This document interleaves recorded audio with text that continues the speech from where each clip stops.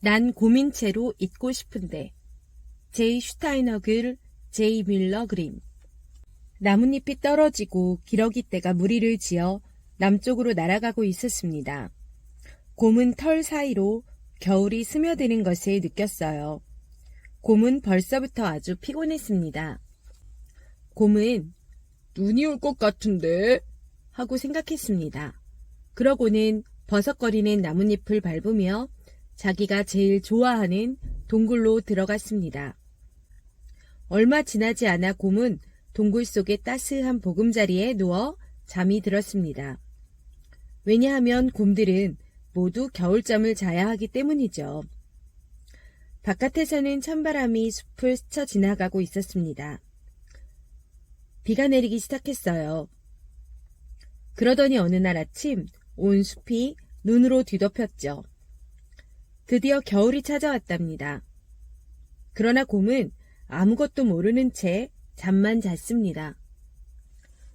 그런데 곰이 쿨쿨 잠자는 동안 숲속에서는 무슨 일인가 일어나기 시작했어요.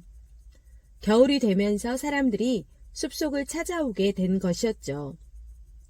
그 사람들은 건물을 짓기 위한 설계도와 온갖 기계들을 잔뜩 가지고 와서는 나무들을 베어 넘어뜨렸어요. 나무들이 한 그루 한 그루씩 차례로 쓰러지고 말았답니다. 그러고 나서 사람들은 커다란 기계들과 크레인을 끌고 와서는 숲 한가운데 공장을 세웠죠. 이전까지는 아무도 살지 않던 숲으로 이제 많은 사람들이 화물차를 타고 들어오게 되었답니다. 땅은 워낙 꽁꽁 얼어붙어서 땅을 파는 무거운 기계도 내려앉을 염려가 없을 정도였죠. 봄이 되자 땅속 깊은 곳에서 곰이 서서히 잠에서 깨어나기 시작했습니다. 겨우내 잠을 잤으니 잠에서 깨어나는 일이 쉽지는 않았겠죠. 곰은 몇 번 크게 하품을 한 다음 천천히 동굴 입구로 기어갔어요. 동굴 입구에 선 곰은 환한 빛에 눈이 부셔서 눈을 제대로 뜰 수가 없었어요. 내가 아직도 잠이 덜 깼나? 곰은 이렇게 생각하면서 눈을 비볐어요. 그런데 이게 웬일일까요? 곰이 잘못 본 것이 아니었어요. 곰이 본 대로 숲은 흔적도 없이 사라져 버렸답니다. 곰은 너무나 놀라 멍하니 공장을 바라보았어요. 곰이 이렇게 공장을 쳐다보고 있는데 멀리서 곰을 발견한 공장 감독이 어느새 곰에게로 달려왔습니다. 이봐, 당신 여기서 뭐하라는 거야? 빨리 자리에 가서 일해. 공장 감독이 소리쳤어요. 곰은 가슴이 덜컥 내려앉았습니다. 죄송합니다만 저는 곰인데요. 곰이 조심스럽게 말했어요. 곰이라고? 웃기지 마. 이 더러운 게으름뱅이야. 공장 감독은 어찌나 화가 났는지 곰을 당장 인사과장에게 끌고 갔죠. 저는 곰입니다. 제가 곰이라는 건 보면 아시잖아요. 곰은 공손하게 말을 꺼냈습니다. 내가 뭘 보든지 그건 내 마음이야. 인사과장은 다짜고짜 크게 소리를 질렀습니다. 그리고 내 눈에는 곰이 아니라 면도도 안 한 더러운 게으름뱅이밖에 안 보이는데 무슨 소리야? 인사과장은 곰을 전무에게 보냈어요. 전무는 곰 얘기를 벌써 듣고는 화가 잔뜩 나 있었죠. 곰이 전무의 사무실로 들어갔을 때 전무는 자리에 앉아 부사장과 통화를 하고 있었어요. 지금 여기에 게으름을 피우는 일꾼 하나가 와 있습니다. 이 친구가 자기는 곰이랍니다. 하필이면 곰이라니요. 무척 바쁘신 줄은 압니다만 부사장님께서 면도도 안 한 이 게으름뱅이 일꾼 꼭 좀 보셔야 될 것 같은데요. 부사장은 곰의 일을 아주 간단히 처리해버렸답니다. 부사장은 소리를 지르지도 투덜거리지도 않았어요. 신문을 읽다가 그 신문을 치우지도 않은 채 곰을 한번 쓱 훑어보더니 지저분한 놈이로군 하고 한마디 했을 뿐이었죠. 부사장은 다른 사람들처럼 게으름뱅이라고 말하지 않고 짧게 놈이라고 말해버렸어요. 이놈을 사장님께 데리고 가요. 사장님께서 기다리고 계시니까. 사장은 공장에서 제일 높은 사람이었어요. 월급도 제일 많이 받고 제일 큰 사무실을 차지하고 있었죠. 하지만 실제로 사장이 하는 일은 거의 없었어요. 그래서 사장은 심심할 때가 많았습니다. 곰을 만난 사장은 곰이 하는 말에 조용히 귀를 기울여 주었어요. 특별히 할 일이 없어서 시간이 남아 돌아가고 또 심심하던 차에 잘 된 일이었거든요. 그렇게 된 거로군. 그러니까 자네가 곰이란 말이지. 사장은 곰에게 물었어요. 예, 그렇습니다. 이제서야 겨우 저를 이해해 주시는 분을 만나 뵙게 되었군요. 글쎄, 그건 두고 봐야 알 일이지. 자네가 정말 곰이라면 그 사실을 나한테 증명해야 하네. 증명해야 한다고요? 그렇지. 왜냐하면 진짜 곰은 동물원이나 서커스단에만 있거든. 사장이 고개를 끄덕이며 말했습니다. 사장은 자기 말이 맞다는 것을 보여주기 위해서 곰을 차에 태워 제일 가까운 도시로 데리고 갔어요. 그곳에는 동물원이 하나 있었거든요. 그런데 그곳까지 가는 길은 여간 멀고 힘든 게 아니었답니다. 동물원에 있던 곰들은 차에서 내리는 곰을 보더니 고개를 저으면서 이렇게 말했어요. 아니요, 이 친구는 진짜 곰이 아닙니다. 진짜 곰이 차를 타고 돌아다닌다니 말이 됩니까? 진짜 곰은 우리처럼 철창 안에서 살고 있는 법이죠. 그렇지 않으면 사육장에서 살든지요. 몇 년 동안을 우리로 둘러싸인 사육장 안에서 지내온 늙은 반달곰 하나가 덧붙여 말했어요. 말도 안 되는 소리예요. 저는 곰입니다. 분명히 곰이라고요. 곰은 화가 잔뜩 나서 소리쳤죠. 다른 건 모르겠지만 자네 고집이 아주 대단하다는 것만은 알아줘야겠군. 사장은 이렇게 말하며 미소를 지었습니다. 그러더니 잠시 후 곰에게 말을 건넸어요. 하지만 누구 말이 맞는지는 어차피 밝혀질 테지. 이 근처에 큰 도시가 있는데 거기에 마침 서커스단이 하나 있으니 그리로 가보도록 하지. 사장은 곰을 서커스단이 있는 도시로 데리고 갔어요. 서커스단의 곰들이 아주 영리하다는 것은 누구나 인정하는 사실이죠. 왜냐하면 그 곰들은 사람들한테서 배운 여러 가지 재주를 부릴 수 있으니까요.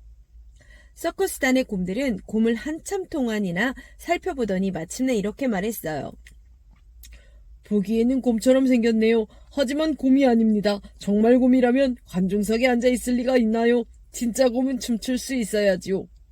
그러고는 곰에게 춤을 출 줄 아는지 물었어요. 아니, 나는 춤을 못 추는데. 곰은 걱정스러운 표정을 지으며 대답했습니다. 다들 들었지? 춤도 출 줄 모른다잖아. 진짜 곰이 아니라 곰 가죽을 뒤집어 쓴 덜북숭이 게으름뱅이라고. 제일 작은 곰이 큰 소리로 외쳤어요. 모두들 그 말에 웃음을 터뜨렸어요. 물론 사장도 함께 웃었죠. 가엾은 곰은 걱정이 되어 어찌할 바를 몰랐답니다. 공장으로 돌아오는 차 안에서 곰은 하지만 난 분명히 아는데, 분명히 안다고. 내가 곰이라는 걸 말이야. 도대체 사람들은 왜 그걸 모르는 걸까? 하고 내내 생각했어요. 공장에 도착하자 곰은 공장 감독이 건네주는 작업복을 순순히 받아 입었어요. 그리고 공장 감독이 면도를 하라고 했을 때에도 아무 말 없이 시키는 대로 했죠. 곰은 다른 일꾼들과 마찬가지로 출퇴근 카드에 출근 도장을 찍었습니다. 그러고는 자기가 맡은 일을 하기 위해서 공장 감독이 가리키는 기계 앞에 자리를 잡았어요. 공장 감독은 곰에게 할 일을 알려주었습니다. 곰은 한마디도 못 알아들었지만 그냥 고개를 끄덕였죠. 공장 감독이 다른 곳으로 가버린 다음 곰은 무얼 어떻게 해야 할지 몰라 멍청하게 서 있을 수밖에 없었답니다. 곰을 빼고는 모두들 자기가 맡은 일이 무엇인지 정확하게 알고 있는 것 같았어요. 곰은 슬그머니 주위를 둘러보아요. 그리고 다른 일꾼들이 기계의 단추를 어떻게 누르는지를 살펴보았죠. 그런데 공장 감독이 어느새 다시 곰 쪽으로 다가오고 있는 것이 보였습니다. 당황한 곰은 아무 단추나 하나 슬쩍 건드려 보았죠. 기계는 꼼짝도 하지 않았어요. 이봐, 얼렁뚱땅 시간 때우지 말고 썩 일 시작하지 못해? 공장 감독이 곰을 향해 소리를 꽥 질렀습니다. 곰은 단추를 힘껏 눌러보았죠. 기계는 삐그덕거리지도 덜그럭거리지도 않았어요. 물론 폭발하지도 않았고요. 그저 빨간불이 한번 깜빡거리다가 잠시 후에 꺼졌을 뿐이었습니다. 빨간불은 누군가 일하고 있다는 표시였죠. 이렇게 해서 곰은 공장 일꾼이 되었답니다. 곰은 날마다 다른 일꾼들과 함께 기계 앞에 서서 일을 했죠. 4월이 되자 공장 철조망 바깥 들판은 은방울꽃으로 하얗게 뒤덮였어요. 그리고는 여름이 다가오자 시들어버렸죠. 한여름의 더위로 들판의 풀들이 말라갔어요. 늦게까지 환한 8월의 저녁에 곰은 종종 잠들지 못하고 말똥말똥 누워 있었어요. 그러던 어느 날 천둥 번개와 함께 비바람이 몰아쳤고 비바람이 지나가고 나자 세상은 어느새 가을이 되어 있었죠.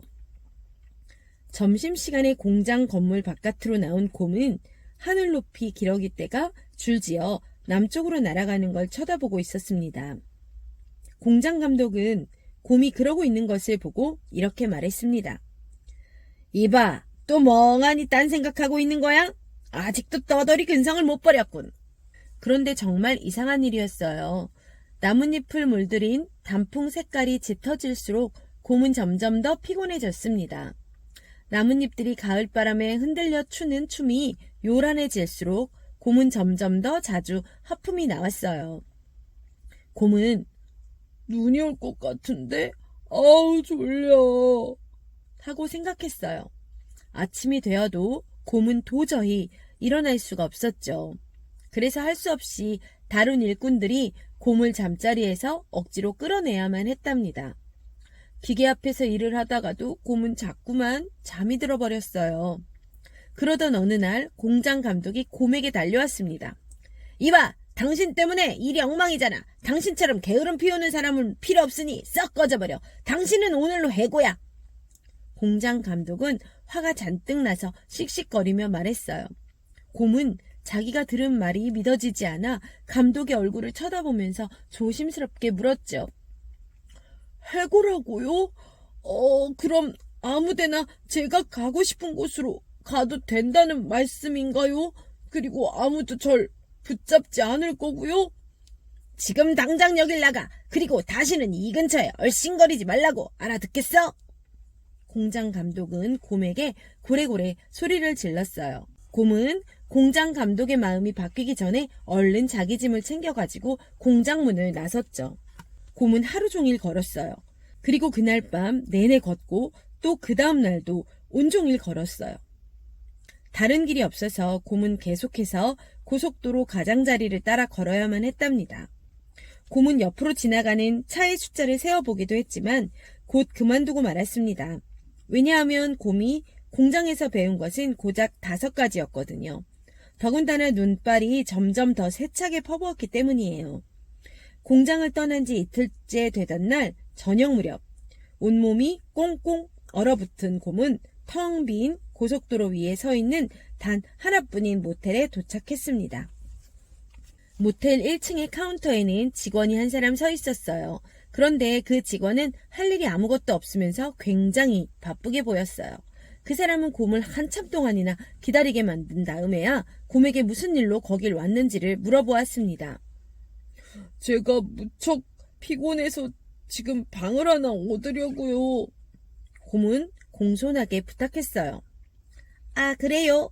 방이 하나 필요하시다고요? 모텔 직원은 그렇게 말하면서 곰을 위아래로 훑어보았습니다. 미안합니다만 우리 모텔에서는 공장 일꾼들에게는 방을 내주지 않아요. 더더군다나 곰에게 방을 내주는 일은 생각할 수도 없는 일입니다. 아니, 방금 뭐라고 하셨죠? 우리 모텔에서는 공장 일꾼한테 방을 내주지 않는다고 했습니다. 더구나 곰한테는 절대로 방을 내줄 수 없다고요. 지금 저한테 곰이라고 하셨나요? 그러니까 제가 곰이라고 생각하신단 말씀이지요? 곰이 물었어요. 그 말을 들은 모텔 직원은 얼굴이 창백해지더니 옆에 있던 전화기를 집어들려 했습니다. 하지만 그럴 필요가 전혀 없었답니다. 곰은 벌써 몸을 돌려 모텔 밖으로 나간 다음 문까지 닫았거든요. 곰은 쏟아지는 눈발을 헤치며 천천히 숲으로 향해 걸어갔어요. 곰은 숲으로 걸어 들어가면서도 사실 자기가 숲에서 무얼 하겠다는 것인지 알 수가 없었어요. 그래도 곰은 걷고 또 걸었답니다. 그러자 동굴이 하나 보였어요. 이것저것 모두 곰곰이 생각 좀 해봐야겠는데? 곰은 이렇게 생각하면서 동굴 앞에 쪼그리고 앉았어요. 내가 이렇게 졸리지만 않다면 좋을 텐데 앞으로 어떻게 해야 할지 생각해야 하는데. 곰은 크게 하품을 했어요. 곰은 오랫동안 그렇게 앉아 있었죠. 멍하니 허공을 바라보기도 하고 나무들 사이로 스쳐 지나가는 바람소리에 귀를 기울이기도 하면서 온몸이 눈으로 하얗게 뒤덮일 때까지 앉아 있었어요. 아무래도 무언가 중요한 걸 깜빡한 것 같은데. 곰은 열심히 생각했어요. 그런데 그게 뭐더라? 끝.